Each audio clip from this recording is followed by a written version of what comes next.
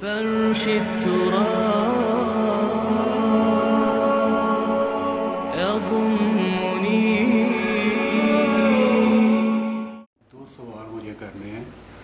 پہلا یہ کہ جو لوگ دنیا سے چلے جاتے ہیں ہمارے بزرگ، ان کو ثواب پہنچانے کے لیے اگر ہم کسی کو بلاتے ہیں، بچوں کو یا کسی حافظ قرآن کو کہ قرآن پڑھیں، تو کیا وہ ثواب انہیں ملتا ہے؟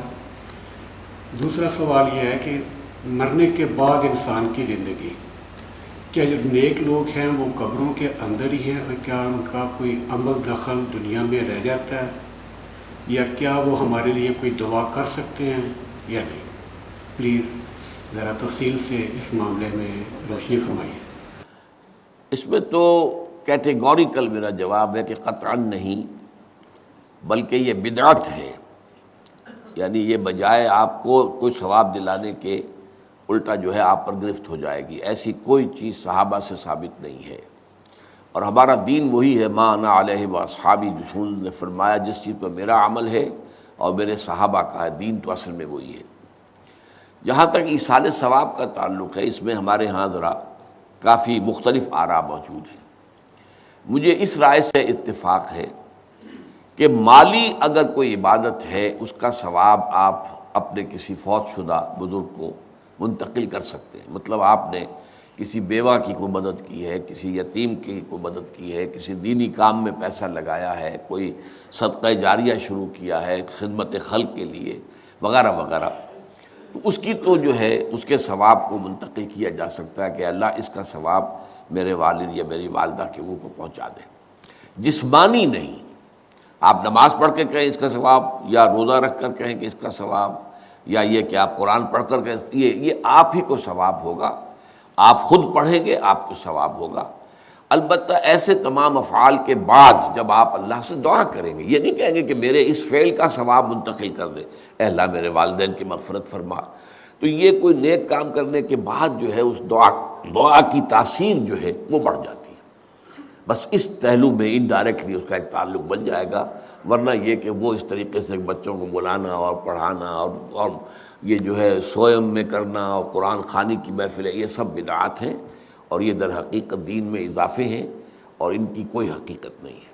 دیکھیے، انسانی زندگی کے یہ 3 دور ہیں.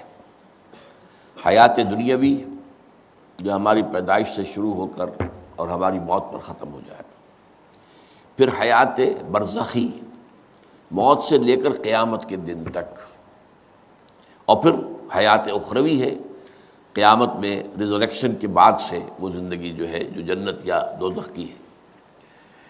اس میں ان دونوں زندگیوں کے بارے میں تفصیل سے کوئی بات کرنا بالکل غلط ہے، اور اس سے فتنے پیدا ہوتے ہیں. ظاہر بات ہے کہ قبر، جسم تو قبر میں رہتا ہے، اس میں تو کوئی شک ہی نہیں ہے. روح کہاں جاتی ہے؟ کیا وہ بھی قبر ہی میں رہتی ہے یا کہیں اور چلی جاتی ہے؟ قرآن مجید میں سجین اور اعلیٰ علیین کا ذکر موجود ہے، لیکن یہ تمام چیزیں متشابہات میں سے ہیں. یہ تمام چیزیں قرآن مجید میں سورہ آل عمران کے شروع میں بیان کیا گیا ہے کہ ہم نے یہ کتاب اتاری ہے، اس میں کچھ آیات محکمات ہیں، کچھ متشابہات ہیں. وہ متشابہات کا ایگزیکٹ مفہوم جاننا اس وقت ہمارے لیے ممکن نہیں ہے. یہ تو جب اس عالم میں ہم پہنچیں گے تو معلوم ہوگا کہ ہاں یہ بات تھی کہ جو قرآن مجید میں اس طور سے کہی گئی تھی. لیکن یہ کہ اس وقت جو ہے جتنا کچھ ہمیں حدیث صحیح میں مل جائے یا قرآن میں مل جائے، اس عالم برزخ میں بھی یہ تو ہوتا ہے کہ جو نیک لوگ ہیں انہیں کچھ نہ کچھ جو ہے اثرات اچھے ان پر پڑتے رہتے ہیں، ان کی ارواح پر کہہ لیجئے، اور کچھ جو برے ہیں ان کے اوپر جو آخری انجام ہونا ہے اس کی کچھ ریفلیکشن ہوتی رہتی ہے. جس کو حدیث میں کہا گیا ہے کہ ہر قبر جو ہے وہ یا تو جنت کے باغیچوں میں سے ایک باغیچہ ہے یا دوزخ کے گڑھوں میں سے ایک گڑھا ہے.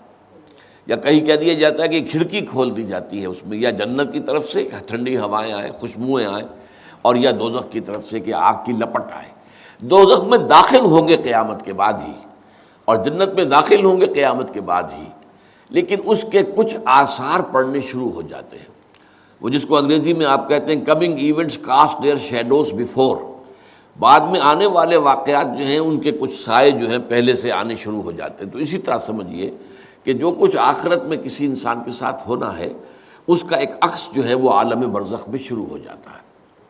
اسی لیے قرآن مجید میں یہ بھی آیا ہے کہ یہ جو آل فرعون تھے یہ صبح و شام جہنم پر پیش کیے جاتے ہیں، اور قیامت کے دن پھر کہہ دیا جائے گا ادخلوا آل فرعون النار، ان کو داخل کر دو آگ کے اندر۔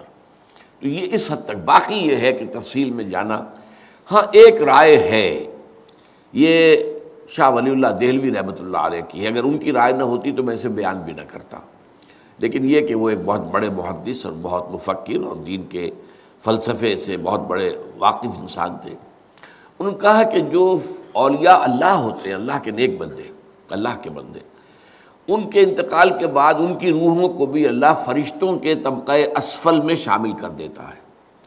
یہ فرشتے ہیں نا، اس وقت بھی موجود ہیں، ابھی شاید اگلے ہی جمعے میں وہ حدیث جو ہے اس کا بیان آئے گا کہ جب بھی کسی گھر میں، اللہ کے گھر میں کچھ لوگ اس لیے جمع ہوں کہ اللہ کی کتاب پڑھیں اور سمجھیں اور سمجھائیں، تو ان کے اوپر فرشتے گھیرا ان کا ڈال لیتے ہیں، اور ان پر اللہ کی طرف سے سکینت نازل ہوتی ہے اور رحمت نازل ہوتی ہے، اور اللہ ان کا ذکر کرتا ہے فرشتوں کے پاس، دیکھو میرے بندے، تم کہتے تھے یہ فساد مچائے گا، دیکھو یہ بھی تو ہے نا جو میرے کلام کو پڑھنے کے لیے میرے گھر میں جمع ہیں۔ تو فرشتے ہیں موجود، ہم میں سے ہر ایک کے ساتھ 2 فرشتے موجود ہیں۔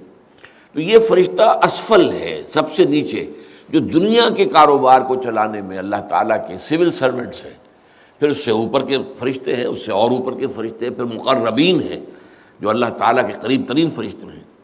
لیکن یہ کہ ملائکہ کے طبقہ اسفل میں شامل کر لیتے ہیں تاکہ جو کام اللہ تعالیٰ ملائکہ سے لیتا ہے وہ ان سے بھی لینے شروع کر دیتا ہے۔ لیکن ہمیں یہ اجازت نہیں ہے کہ ہم فرشتوں کو پکار کر کہیں کہ اے فرشتے، اے جبریل، اے میکائیل، یا فلاں، اے منکر، جو یا میرے جو ہے کرامن کاتبین، میرا یہ کام کر دو، نہیں، یہ شرک ہو جائے گا۔ اسی طرح ہو سکتا ہے کہ انبیاء کی ارواح جو ہے وہ بھی اللہ تعالیٰ نے شامل کی ہوئی اس لشکر کے اندر، وہ کام کر رہے ہوں اور وہ اللہ تعالیٰ کے حکم سے مختلف معاملات جو ایگزیکیوٹ کرتے ہوں، لیکن ہم کسی کو پکار نہیں سکتے۔